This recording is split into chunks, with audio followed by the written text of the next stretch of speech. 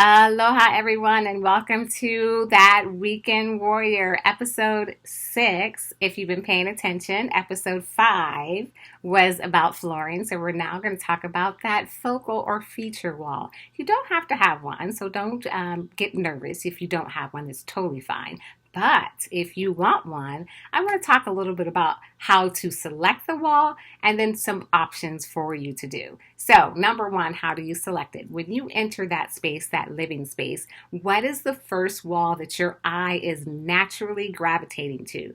Typically, that's going to be your feature wall. And or if it's a wall, if you're into TVs, then typically that's going to be a feature wall for you. So that's the first thing. That's how you can decide on what is a focal wall or what can be a focal wall. The second thing is, what are you going to do? So you can do a couple of things. Number one, you can choose to paint. That's the easiest option.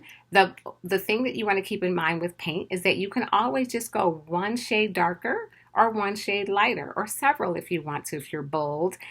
But again, you can definitely do that. Another thing that you can do is you can go like a moody color. So if you're into dark, moody colors, you can do that. Or if you're into light and bright, you can go bright. Just make sure it's in that color hue family of whatever the dominant colors are in your living space. You can also do wallpaper, which I'm so into wallpaper, and they've got some really cool wallpaper. And it's so easy to do. You can definitely tackle that in a weekend. You can also do patterns, peel and stick patterns. I'm a big fan of those. So you can definitely do those as well to do a focal or feature wall.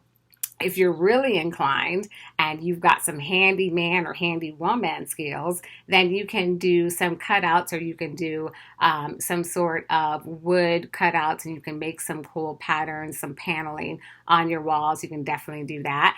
That's also a great way to have a feature wall. And a feature wall can also be where you put a collage of photo frames. So photos from vacations or family, you can put them in a creative way, and that could be a focal wall. So you can definitely do images, wall art, photographs, those kind of things. You can make those. If you're into photographs and you want to do some family ones, mixed tiles is a great option for you to go and get those made for you. Take those images and get them made into portraits, and then that could be your feature wall. So there's so many things that you can do. So stay tuned for next week, because we're still in the living room. We're going to talk about some more cool things that you can do as that weekend warrior. Aloha for now. Have a great weekend.